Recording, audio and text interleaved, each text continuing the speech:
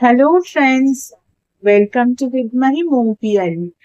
আমি এই যে প্রতিদিন এসে বলি হ্যালো ফ্রেন্ডস, ওয়েলকাম টু বিদমাহি মৌপিয়ালি, এই যে ওয়ার্ড ফ্রেন্ডস মানে ফ্রেন্ডের প্লুরাল ওয়ার্ড। পৃথিবীর বিভিন্ন সাইকোলজিস্টরা বলে আমরা নাকি বন্ধু ছাড়া বা ফ্রেন্ড ছাড়া থাকতেই পারি না। কিন্তু আমরা যাদেরকে আমাদের ফ্রেন্ড সার্কেলের মধ্যে মনে করি তারা কি অ্যাকচুয়ালি আমাদের ফ্রেন্ড? তুমি যে সার্কেলে আছো, যেটাকে তুমি তোমার ফ্রেন্ড সার্কেল বলছো, সেটা কি অ্যাকচুয়ালি ফ্রেন্ড সার্কেল?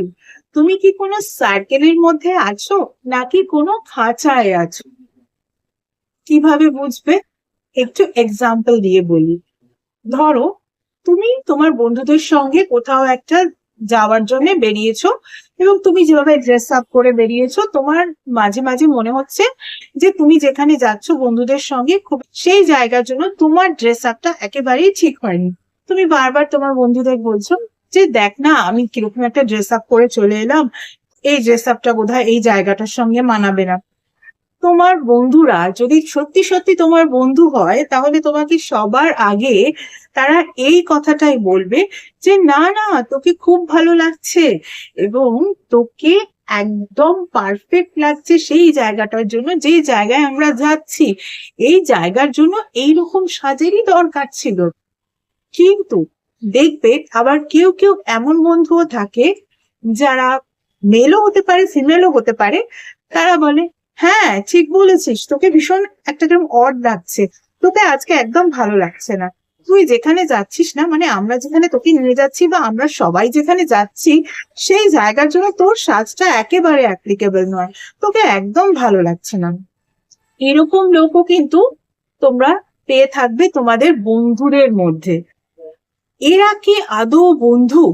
বন্ধুদের কাজ কি বন্ধুকে ডাউন ফিল করানো নাকি আপ ফিল করানো?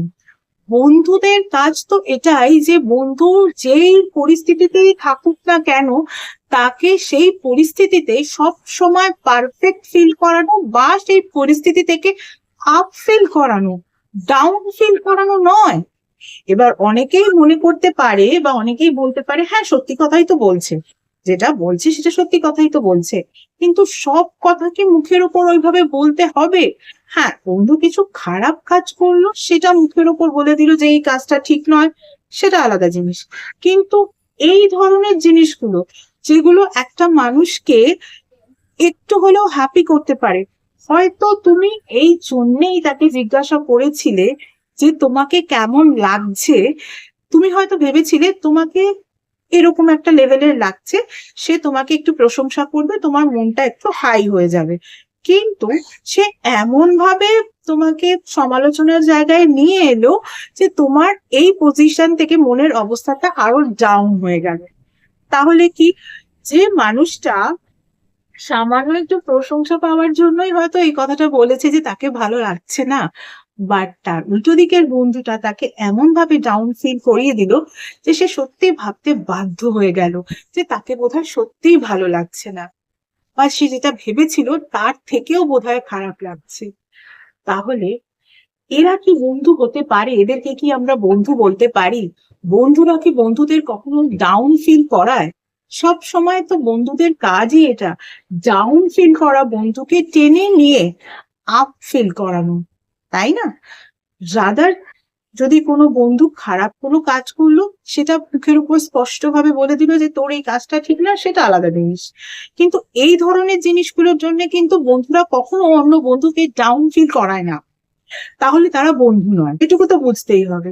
তাই এই ধরনের বন্ধু যদি আশেপাশে থাকে, তাহলে মনে করো যে ওটা কোনো ফ্রেন্ড সার্কেল নয়, ওটা একটা খাঁচা। আর যতই হোক, তুমি একটা মানুষ হয়ে নিশ্চয়ই খাঁচার মধ্যে ঢুকবে না।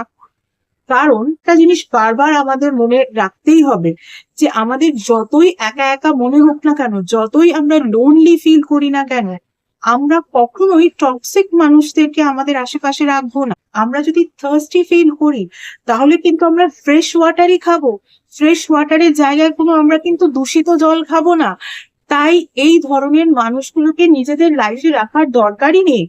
এরা ভীষণভাবে টক্সিক, আর টক্সিসিটির জায়গা আমাদের জীবনে নেই। আমাদের এমনিতেই বলা হয় বডিকে ডিটক্সিফাইড করতে, তাহলে টক্সিক মানুষদেরকেও কিন্তু নিজেদের থেকে দূরে করে ফেলতে হবে। চলো, আজকের মতো এইটুকুই।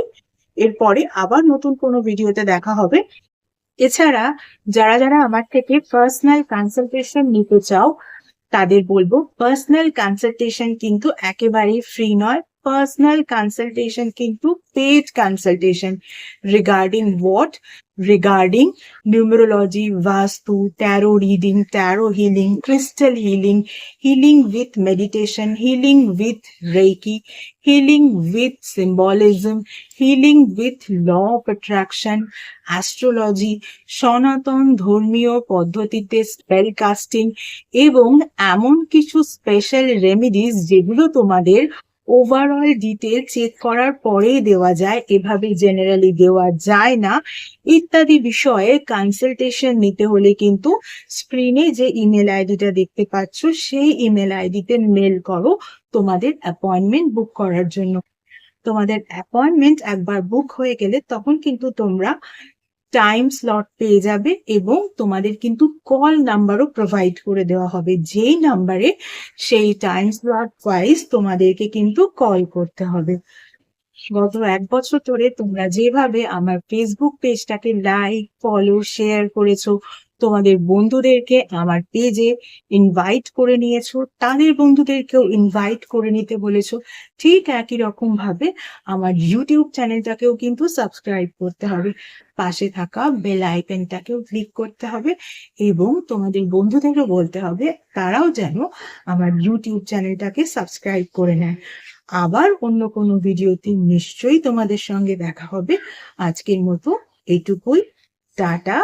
Thank you so much.